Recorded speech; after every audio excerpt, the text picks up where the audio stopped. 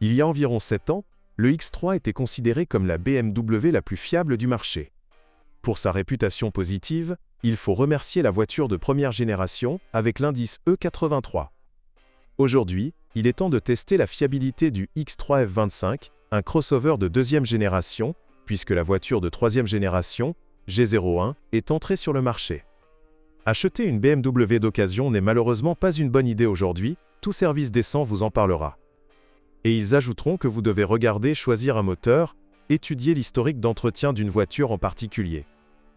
Un achat aussi complexe et très coûteux peut comporter de nombreuses nuances dont la correction à tout moment peut nécessiter une fortune. Cependant, n'exagérons pas. Ce n'est pas si mal avec le X3. Les voitures livrées en Ukraine ont commencé à être vendues en 2011. Et toujours sur le marché secondaire, ils sont considérés comme un morceau savoureux. La raison est simple. Les matériaux intérieurs sont entièrement naturels et durables. Il n'existe pas de soi-disant cuir écologique qui, après quelques années, a tendance à se fissurer et à s'user aux endroits où l'impact est le plus actif, sur le volant, les flancs et les coussins de siège. Et en général, il n'y a pratiquement aucune plainte concernant la qualité de l'habillage intérieur et la résistance de la carrosserie. La peinture est assez durable, mais pas résistante au blindage, pour résister aux abrasifs de la route qui volent vers elle. Néanmoins, les voitures âgées de 5 à 7 ans ne présentent pas la moindre trace de rouille, et le vernis brille parfois, comme celui des neuves.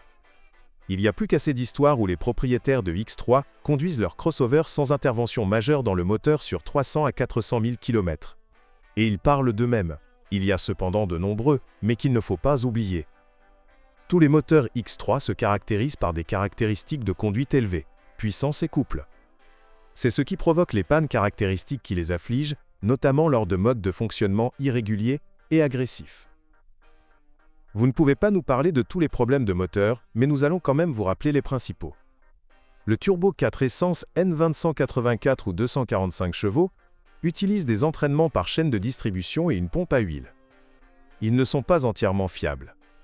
Une chaîne de distribution d'une durée de vie d'environ 100 000 km/s étire et peut sauter sur une dent ou s'envoler. Et si l'entraînement de la pompe à huile tombe en panne, les conséquences sont évidentes. Parfois, réparer un tel moteur n'a même pas de sens sur le plan financier. Le 6 permis, essence en ligne de 3 litres de la série N55, comme les autres moteurs X3, est sujet à un appétit accru en huile et à une surchauffe. Un manque de lubrification adéquate endommage les arbres à cames et les culasses. L'inconvénient du N55 réside dans les embrayages de distribution de courte durée, avec une durée de vie ne dépassant pas 60 000 km.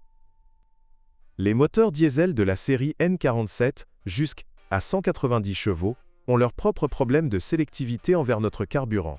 Bien que la durée de vie des injecteurs piézoélectriques avec une sélection minutieuse des stations-service puisse atteindre 200 000 km.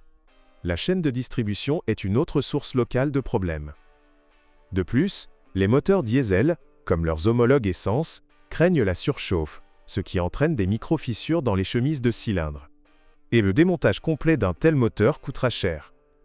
Et il s'avère que la seule chose qui reste à recommander est le 6 diesel en ligne, de 258 à 313 chevaux, N57 avec une ou deux turbines. Cependant, ce n'est pas non plus imprudent, car elle n'a en général pas de problème chronique, a très peur de la surchauffe et adore le pétrole. Et ce n'est pas tout ce qui ne va pas avec X3. Lorsqu'elle est utilisée sur des routes en mauvais état, la crémaillère de direction parcourt rarement plus de 100 000 km sans cogner. Habituellement, les coups commencent plus tôt, il est impossible d'énumérer ici tous les coupables. Le rack est faible. De plus, le rack est assemblé avec un booster électrique, donc le remplacement, et la réparation est ici impossible, coûte très cher.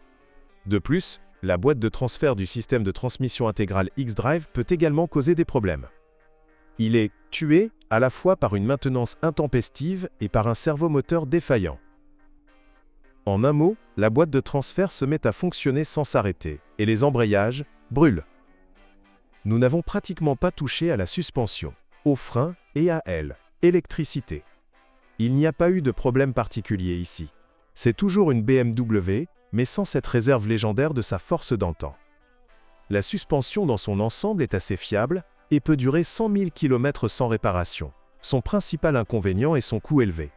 Aimeriez-vous remplacer les seal blocks et les ensembles à billes par des leviers pour 250 €? Lors de l'achat, nous vous recommandons d'éviter les voitures équipées de grandes roues et de pneus à profil bas. Leur pendentif ne dure pas longtemps.